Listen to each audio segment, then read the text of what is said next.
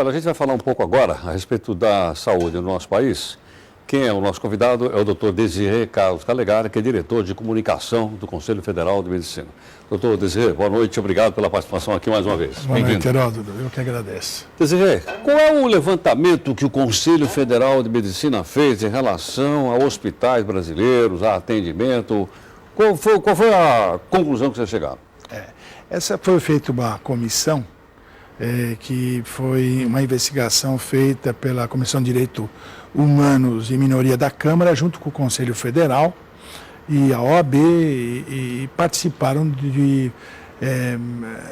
na verdade, de uma auditoria de 8 hospitais no Brasil que foram pré-selecionados.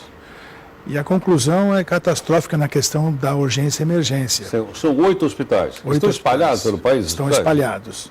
Aqui em São Paulo nós temos o Saboia, né, no Rio Miguel Couto, Brasília, Hospital de Base, aí parte para os outros hospitais públicos. São hospitais públicos, né? E o que foi observado foi assim, que alguns hospitais apresentam alguma organização na urgência e emergência, mas a grande maioria, o estado é péssimo do atendimento, com pacientes jogados em macas, colchões no chão, né, e sem resolução para o problema, né? São 2 gargalos que se apresentam hoje nos hospitais públicos. Quais são? O primeiro é que é a questão das filas do atendimento, porque a área de abrangência desses hospitais de urgência e emergência são muito grandes. E isso impede que a urgência chegue de acordo, né, dentro do hospital. O segundo gargalo decorre disso, né, porque não tem resolução para esses casos, o que também impacta na adesão de novos pacientes, né? Então, é um caos hoje, né, pelo menos que se viu nesse relatório, e a gente precisa, evidentemente, falar para a sociedade isso e para aqueles que detêm o poder de que alguma coisa precisa ser feita. Esses hospitais foram escolhidos porque eles já estão em má situação ou foram escolhidos aleatoriamente? Não, foi escolhido pela importância que eles representam para a região. Né? Não foi aleatório, mas foi nesse sentido, né? Porque são hospitais importantes. E dentre os hospitais importantes, se observou-se todo esse caos, né?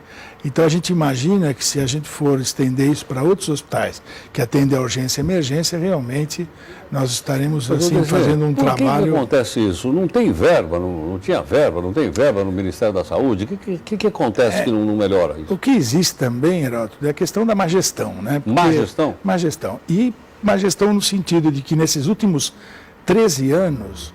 o governo deixou de aplicar na saúde 100 bilhões. Né? Em 2012, por exemplo, de um orçamento de 94 bilhões, ficaram 20% sem aplicar por problema de projeto, de gestão. Ou seja, quase 17 bilhões sem aplicar. No subfinanciamento que a gente sabe que tem o SUS, isso significa muito, né? Então a gente percebe que a saúde não é levada a sério. O recente levantamento feito também com a questão do PAC se observou isso. O PAC 2 foi instaurado em 2011, nós estamos já caminhando para o final dele para 2014, e a média de realizações, por exemplo, de construções e infraestrutura para o SUS, chegou a 11%. Né?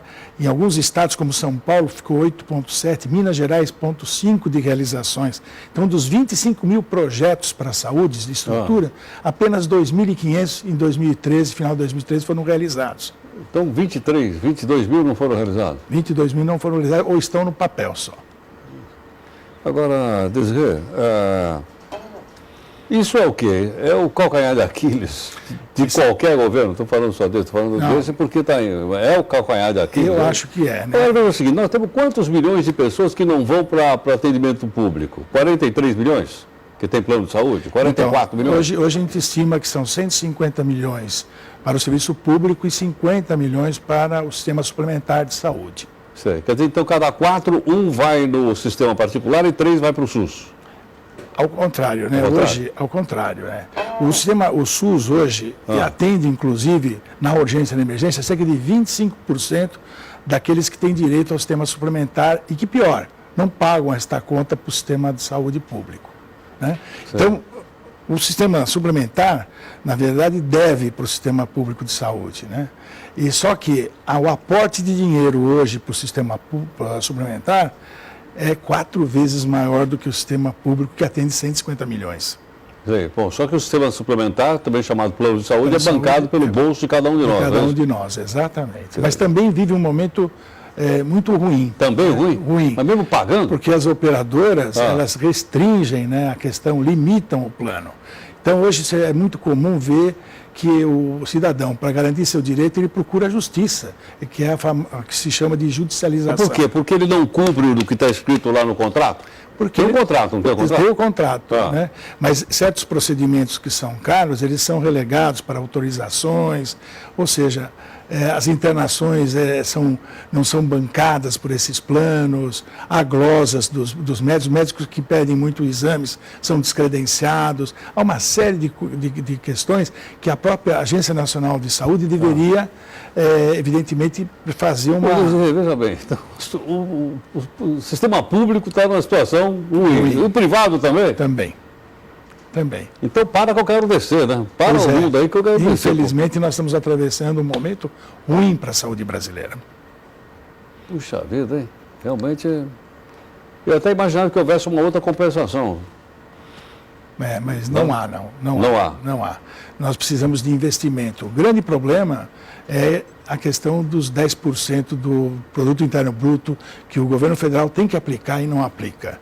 Né? 10% do produto interno bruto na saúde. Você não aplicou nem o que estava no orçamento? Nem o que estava no orçamento. 10%? E a gestão é crucial, porque a gente, mesmo que não tenha o financiamento total e que precisa, que é meritório, se houvesse uma gestão saudável, competente, talvez não tivéssemos tantos problemas como temos hoje.